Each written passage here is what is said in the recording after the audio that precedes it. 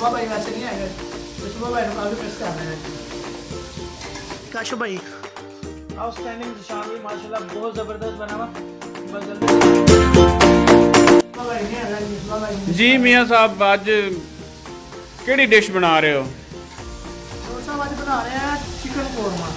ਇਹਦੇ ਪਹਿਲੇ ਸਟੈਪ ਤੇ ਕੀ ਕਰ ਰਹੇ ਹੋ? पहले स्टॉप से इन्हें गोश्त को भून रहे हैं। ये मैंने देगी गोश्त बनाई ना और आइटम सिस्टम तैयार कर। ਅੱਛਾ ਇਹ ਕਿਸ ਦੀ ਫਰਮਾइश ਸੀ? ये आज काशफ भाई कह रहे थे कि यार अपना मान से बड़े दिन हो गए ने तो अपने अपना को बना के तो मैं कहा चलो अपना आज मिसबा भाई वैसे नहीं है, मिसबा भाई को काफ़ी मिस कर रहे हैं। चलो कोई नहीं, वो नहीं होना फिर याद है सही। ਚਲੋ ਕੋਈ ਨਹੀਂ, ਉਹਨਾਂ ਨੂੰ ਅਸੀਂ ਇਹ ਸਾਰੀ ਵੀਡੀਓਜ਼ ਬਣਾ ਕੇ ਸੈਂਡ ਕਰ ਦਿਆਂਗੇ ਤੇ ਉਹ ਵੀ ਵਿੱਚ ਸ਼ਾਮਿਲ ਹੋ ਜਾਣਗੇ। ਪਹਿਲੇ ਸਟੈਪ ਵਿੱਚ ਗੋਸ਼ਤ ਨੂੰ तलना है घी दे विच, ਠੀਕ ਹੈ तल के इन्हें सैपरेट कर लेना। उस तो बाद इसका मसाला तैयार करांगे प्रॉपर। ये मसाले दे विच ये रेसिपी काशफ भाई तैयार कर रहे हैं। काशफ भाई दिखाना जरा टोटल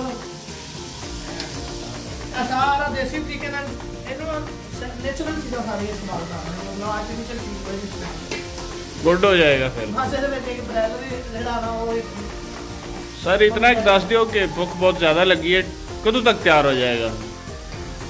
इंशाल्लाह आधे पौने घंटे का इतना इंशाल्लाह तैयार हो जाएगा। मैक्सिमम आधा घंटा और लगेगा।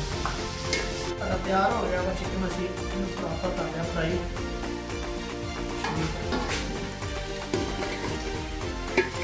इन्होंने मछली कर देना ज़्यादा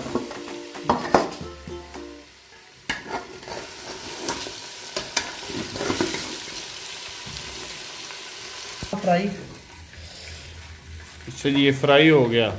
ठीक है, इन्हों हम असी प्रॉपर तल लिया। तलन का ऐड ना तरीकेकार यही है नॉर्मल अक्सर जो असी देग वगैरह तैयार करते हैं प्रोसेस में। हम असी ਇਹਦਾ ਬਣਾਵਾਂਗੇ प्रॉपर मसाला दोबारा। ठीक है, ਅੱਛਾ ਇਹ ਜਿਹੜਾ ਘੀ ਪਾਇਆ ਸੀ ਉਹਦੇ ਵਿੱਚ ਹੀ ਹੁਣ ਪਿਆਜ਼ ਪਾ ਦਿੱਤੇ ਨੇ। हाँ जी, क्योंकि असी घ्यो का ऐड नहीं करना ना। ਜਦੋਂ ਪਿਆਜ਼ਾਂ ਦਾ ਕਲਰ ਚੇਂਜ ਹੋਏਗਾ ਫਿਰ ਤੁਸੀਂ ਇਹਦੇ ਵਿੱਚ ਬਾਕੀ ਮਸਾਲਾ ਪਾ ਦਿਓਗੇ। हाँ जी,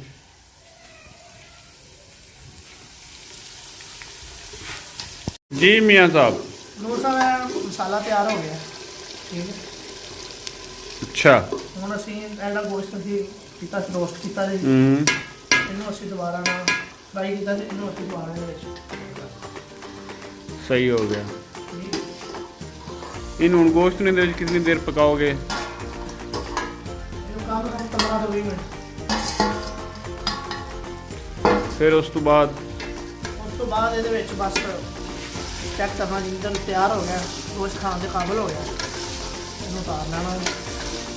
ਮਸਾਲਾ ਇਹਦੇ ਵਿੱਚ ਅੱਛੀ ਤਰ੍ਹਾਂ ਰਚਣਾ ਚਾਹੀਦਾ। ਠੀਕ ਹੈ, सही ਫਰਾਈ ਕਰਦੇ ਇਹਨੂੰ ਤਿਆਰ ਹੋ ਜਾਂਦਾ ਹੈ।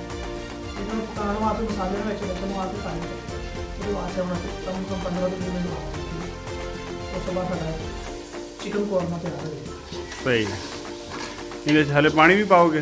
ਤੇ ਰੋਟੀ ਦੇ ਪਾਣੀ ਨਹੀਂ ਲਾਣਾ ਹੈ, ਬਸ ਪਾਣੀ ਤੋਂ ਬਗੈਰ ਨਹੀਂ ਖਾਣਾ। ਬਾਅਦ ਉਸ ਤੋਂ ਬਾਅਦ ਰੋਟੀ ਦੇ ਨਾਲ ਬਣਾਓ ਤੇ ਖਾ ਲਓ।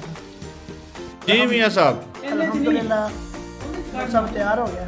ਠੀਕ ਹੈ, ਫਾਈਨਲੀ ਹੁਣ ਅਸੀਂ ਇਹਨੂੰ ਲਾ ਲੰਗੇ ਆ ਤੇ ਅਲਹਮਦੁਲਿਲਾ ਸਾਡਾ ਚਿਕਨ ਕੋਰਮਾ ਤਿਆਰ ਹੋ ਗਿਆ। ਠੀਕ ਹੈ, ਆਓ ਹੁਣ ਆਪਾਂ ਖਾਣਾ ਖਾਣੇ। चलो ਕੋਈ ਕਾਸ਼ਫ ਸਾਹਿਬ ਇਹਨੂੰ ਪਲੇਟ 'ਚ ਪਾਣਾ ਜਾਂ ਇਹਦੇ 'ਚ?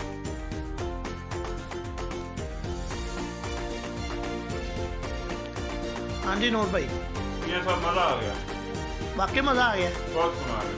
हाँ जी काशफ भाई आउटस्टैंडिंग शानदार माशाल्लाह बहुत ज़बरदस्त बना हुआ।